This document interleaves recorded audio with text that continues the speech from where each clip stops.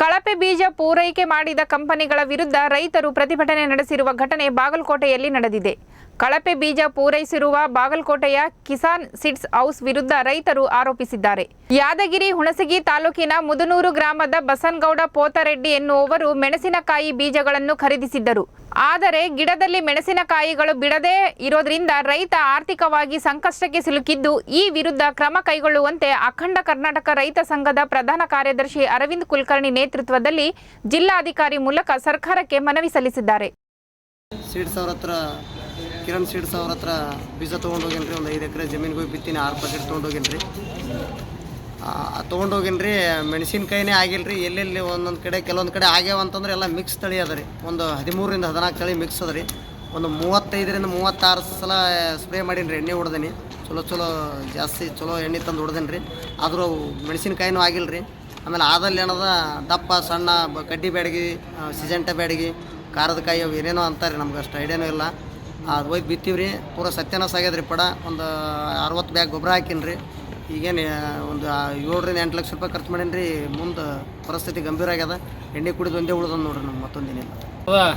Kisan seeds house ಕಂಪನಿಯವರು ಯಾದಗಿರಿ ಜಿಲ್ಲೆಯ ಹುಣಸಗಿ ತಾಲೂಕಿನ ಮುದನೂರು ಬಿ ಗ್ರಾಮದ ಪೋತರೆಡ್ಡಿ ಅಂತಕ್ಕಂಥ ರೈತನಿಗೆ ಕಳಪೆ ಮೆಣಸಿನ ಬೀಜ ಕೊಟ್ಟು ಇವತ್ತು ಆ ರೈತರಿಗೆ ಹಾನಿಯಾಗುವಂಥ ರೀತಿಯಲ್ಲಿ ಅವರು ಇದು ಮಾಡಿದ್ದಾರೆ, ಮೋಸ ಮಾಡಿದ್ದಾರೆ. ಸುಮಾರು 8 ಲಕ್ಷ ರೂಪಾಯಿವರೆಗೆ ಅವ್ರ ಮೆಣಸಿನಕಾಯಿ ಹಾಳಾಗೈತಿ. ಏನು ಮೆಣಸಿನಕಾಯಿನೇ ಬೆಳೆದಿಲ್ಲ. ಒಳ್ಳೆ ಬೀಜ ಅದೇನೋ ಕಡ್ಡಿ ಬ್ಯಾಡಿಗೆ ತಿಕ್ಕೊಂಡು ಕೊಟ್ಟಾರ. ಭಾಳ ಉತ್ತಮ ರೀತಿ ಅಂತ ಹೇಳ್ಯಾರ. ನಾವು ನಂಬಿ ರೈತ ತೊಗೊಂಡೋಗಿ ಬಿತ್ತನೆ ಮಾಡ್ಯಾನ 5 ಎಕರೆ ಜಮೀನಲ್ಲಿ. ಒಟ್ಟು ಮೆಣಸಿನಕಾಯಿನೇ ಆಗಿಲ್ಲ. ಎತ್ತರ ಗಿಡ ಬೆಳೆದು ಆದರೆ ಮೆಣಸಿನಕಾಯಿ ಆಗಿಲ್ಲ. ಅವ್ರ ಕಂಪ್ನಿಯವ್ರಿಗೆ ಕೇಳಿದ್ರೆ ನಮಗೆ ಅದಕ್ಕೂ ಸಂಬಂಧ ಇಲ್ಲ ತಿಳ್ಕೊಂಡು ಅವ್ರು ಮಾರಾಟ ರಿಟೇಲ್ ವ್ಯಾಪಾರಸ್ಥರು ಅವ್ರು ಹೇಳಾಕತ್ತಾರ. ಹೀಗಾಗಿ ರೈತರಿಗೆ ತೊಂದರೆ ಆಗೈತಿ. ಮೊದಲೇ ಭೀಕರ ಬರಗಾಲ ನಡುವೆ ರೈತರ ತತ್ತರಿಸುವಾಗ್ಯಾನ. ಅಂಥವ್ರು ಈ ಕಂಪ್ನಿಯವರು ಕೂಡ ರೈತರಿಗೆ ಮೋಸ ಮಾಡೋದ್ರಿಂದ ಮತ್ತಿಷ್ಟು ಅವ್ರಿಗೆ ತೊಂದರೆ ಆಗೈತಿ. ಆ ಕಾರಣಕ್ಕಾಗಿ ಹಲವಾರು ಬಾರಿ ಜಿಲ್ಲಾಡಳಿತ ಮನವಿ ಸಲ್ಲಿಸಿದ್ರು ಕೂಡ ಕ್ರಮ ಕೈಗೊಂಡಿಲ್ಲ. ಮತ್ತು ಮೊನ್ನೆ ತೋಟಗಾರಿಕೆ ಇಲಾಖೆಯವರು ವಿಜ್ಞಾನಿಗಳು ಬಂದು ಸಮೀಕ್ಷೆ ಮಾಡ್ಯಾರ, ವರದಿ ಕಳಿಸ್ಯಾರ. ಅದು ತಪ್ಪು ಕಳಿಸ್ಯಾರ, ರೈತರ ವಿರುದ್ಧ ಮಾಡಿ ಕಳಿಸ್ಯಾರ. ಅವರು ರೈತ ಹಾಗೆ ಮಾಡ್ಯಾನ, ತಪ್ಪು ಮಾಡ, ಹಿಂಗೆ ಮಾಡ್ಯಾನ ತಿಳ್ಕೊಂಡು ಅದು ಏನು ಮಾಡೋಣ ನಮ್ಗೆ ಗೊತ್ತಿಲ್ಲ. ಒಟ್ಟು 7ರಿಂದ 8 ಲಕ್ಷ ರೂಪಾಯಿ ಹಾನಿ ಆಗ್ಯದ. ಆ ಪರಿಹಾರ ಕೊಡಬೇಕು. ಒಂದು ವೇಳೆ ಕೊಡದೇ ಇದ್ರೆ ಆ ಕಿಸಾನ್ ಸೀಡ್ಸ್ ಹೌಸ್ ಕಂಪ್ನಿ ಮುಂದೆ ಧರಣಿ ಕೂತು ಆ ಅಂಗಡಿನ ಬಾಗಿಲಾಕ್ಬೇಕಾಗ್ತದೆ. ನಾವು ಅನಿವಾರ್ಯ ಬೀಗ ಜಡಕ್ಕೆ ಪ್ರತಿಭಟನೆ ಮಾಡ್ತೇವೆ. ಆ ಕಾರಣಕ್ಕಾಗಿ ಜಿಲ್ಲಾಡಳಿತ ಎಚ್ಚೆತ್ತುಕೊಂಡು ಮಧ್ಯಪ್ರವೇಶಿಸಿ ಕೂಡಲೇ ಮತ್ತೊಮ್ಮೆ ಬೇರೆ ತೋಟಗಾರಿಕೆ ವಿಜ್ಞಾನಿಗಳಿಂದ ತನಿಖೆ ಮಾಡಿಸಿ ವರದಿ ತೋರಿಸಬೇಕು.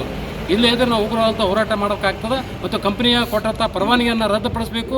ಆ ಕಂಪ್ನಿಯನ್ನು ಬ್ಲ್ಯಾಕ್ ಲಿಸ್ಟ್ ಇಡುವಂಥ ಕೆಲಸ ಆಗಬೇಕು. ಯಾಕಂದ್ರೆ ಅವರಿಂದ ಬಹುತೇಕ ರೈತರು ಸತ್ತು ಹೋಗ್ತಾರೆ. ಆ ಕಾರಣಕ್ಕಾಗಿ ಆ ಕಂಪ್ನಿ ಮೇಲೆ ಸಂಪೂರ್ಣ ತನಿಖೆ ಮಾಡಬೇಕು, ಕ್ರಿಮಿನಲ್ ಮೊಕದ್ದಮೆ ಹೂಡಬೇಕಂತ ತಿಳ್ಕೊಂಡು ನಾನು ಸ್ವಲ್ಪ ಒತ್ತಾಯಪಡಿಸ್ತೇನೆ. ನಿಮ್ಮ ಹೆಸರು? ಅರವಿಂದ್ ಕುಲಕರ್ಣಿ, ಅಖಂಡ ಕರ್ನಾಟಕ ರೈತ ಸಂಘದ ಕಾರ್ಯದರ್ಶಿ.